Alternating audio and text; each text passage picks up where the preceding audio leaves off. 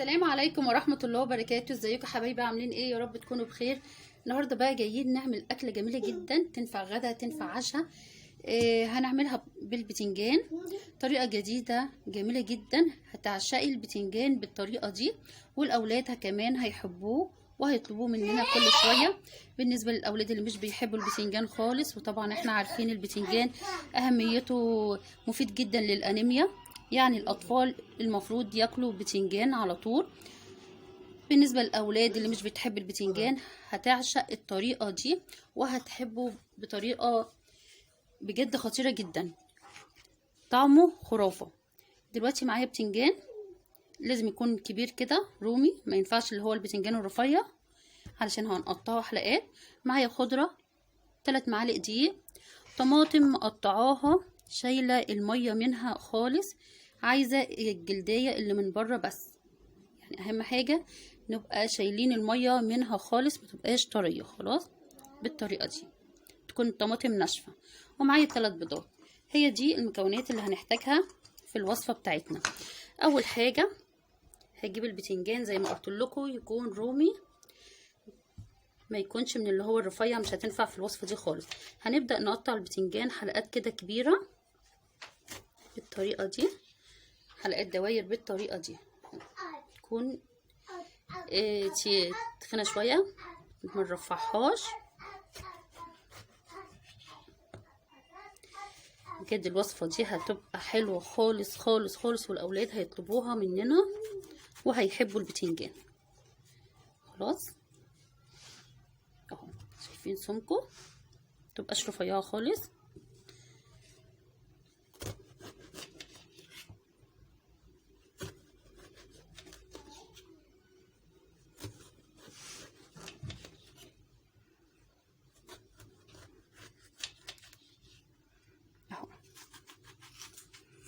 خلاص هقطعهم وهرجع لكم. دلوقتي يا جماعه ادينا قطعتهم كلهم بالطريقه دي حلقات دواير. هبدا اجيب ميه وهحط معلقتين ملح معانا كده، وهبدا اسقط البتنجان بتاعي وهسيبهم لمده 10 دقايق لحد ما نحس البتنجان دبل معايا شويه. خلاص هنسيبهم في الميه والملح كده لمده 10 دقايق وهرجع لكم. دلوقتي يا جماعه بعد ما سبتهم 10 دقايق هنبدا نجيب الطريقه دي وهنقطعها كده. هقطع القلب بتاعها كله، بس طبعا القلب ده مش هنرميه، احنا هنستعمله برضو. خلاص بالطريقه دي اهي. انا عايزه الحلقات كلها تبقى بالطريقه دي، مدوره بالطريقه دي. خلاص اهو،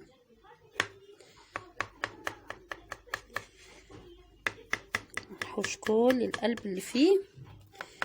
الطريقه دي بجد الاولاد هيحبوها وهياكلوا البتنجان. الاطفال اللي عندها الانيميا ومحتاجه حديد، اكتر حاجه للحديد هو البتنجان اهو. نحاول نسويها كده من جوه اهو بالطريقه دي. خلاص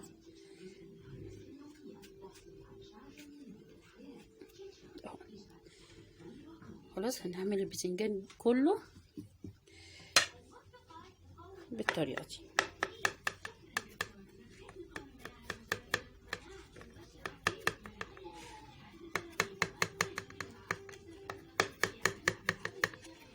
اهو خلاص هخلص كل الكميه اللي معايا بالطريقه دي وهرجع لكم. خلاص يا جماعه انا كده قطعت الحلقات كلها زي ما انتم شايفين بالطريقه دي، شلت القلب كله، وطبعا القلب زي ما انتم شايفين مش هرميه، الفايده كلها فيه. هبدا اجيب القلب بتاعه بالطريقه دي ونقطعه قطع صغيره خالص. خلاص بالطريقه دي.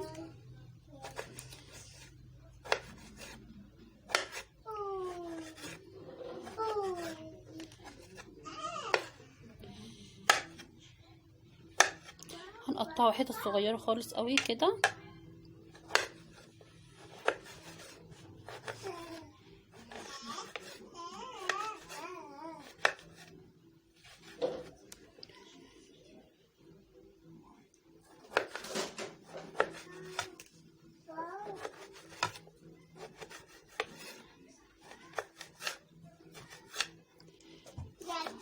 بالطريقه دي يا جماعه. خلاص هقطع الكميه اللي معايا دي كلها وهرجع لكم. خلاص يا جماعه اديني قطعت الكميه اللي معايا كلها بالطريقه دي زي ما انتم شايفين، قطع صغيره اهو. هبدا اعمل ايه؟ هنجيب طبق وهحط فيه قطع البتنجان بالطريقه دي. بعد كده هحط الخضره بتاعتي، هنحط الطماطم. اهم حاجه الطماطم ما يبقاش فيها ميه خالص، تبقى الجلديه اللي بره بس. خلاص. او لو عندك فلفل احمر ممكن تحطيها بدل الطماطم. هنحط الدقيق،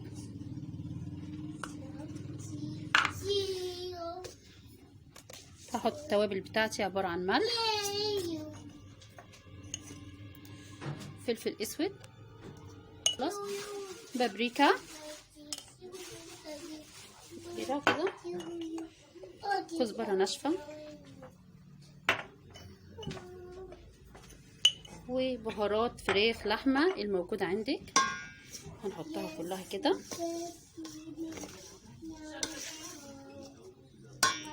وبعدين هنكسر البيض بتاعنا،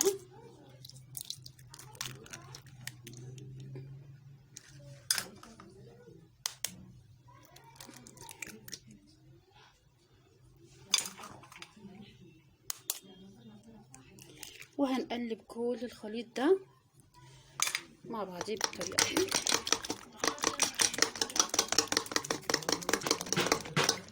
خلاص نقلب كل الخليط مع بعض.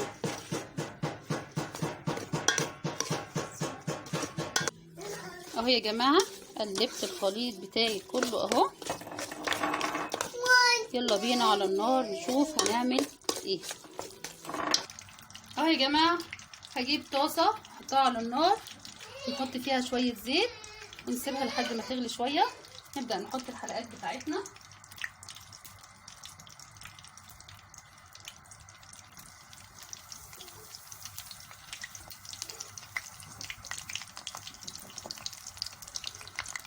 بالطريقه دي.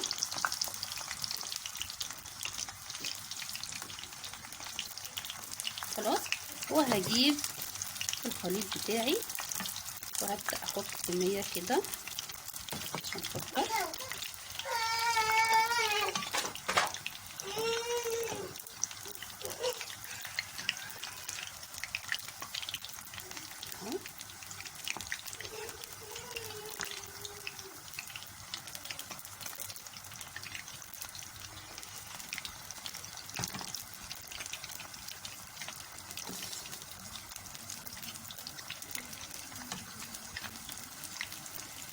وهنضغط كده بقى علشان خاطر تعمل فيها كلها كده الخليط كله.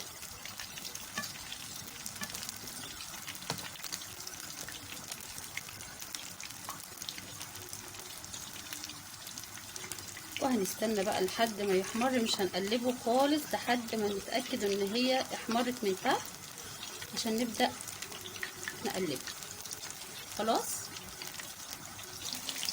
بس يا جماعة كده هبدأ اقلب كده اهو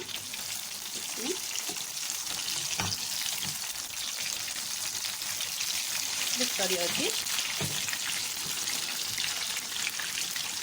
اهم حاجة ما تقلبوهمش غير لما نتأكد ان هي احمرت من تحت خالص. خلاص.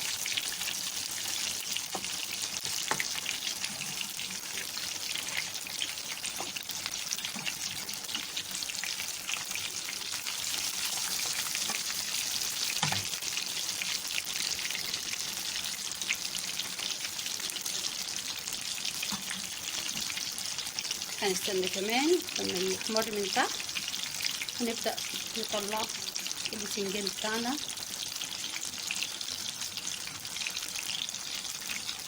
خلاص كده احمروا كمان، هبدأ ان انا اطلعهم.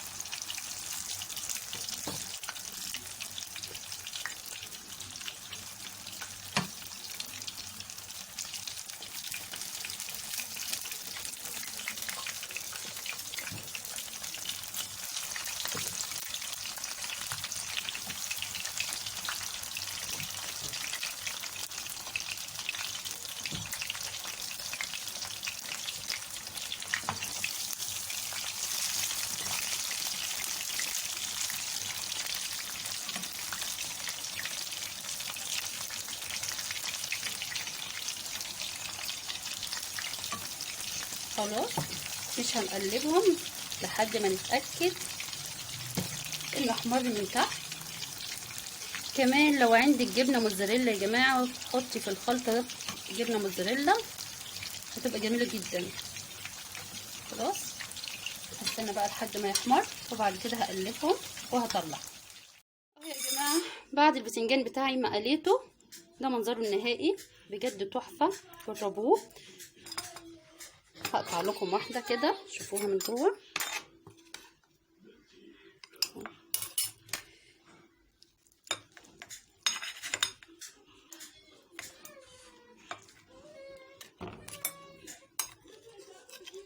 شايفين يا جماعه؟ بصوا بجد طعمها خطير خطير جدا، الاولاد هيعشقوها وهيحبوا البتنجان بالطريقه دي وهيطلبوه كل شويه. جربوه للاولاد بجد يا جماعه، بجد والله تحفه. يا رب الفيديو يكون خفيف عليكم حبايبي، متنسوش بقى تعملوا لي لايك واشتراك في القناه. ويلا بقى السلام عليكم ورحمه الله وبركاته.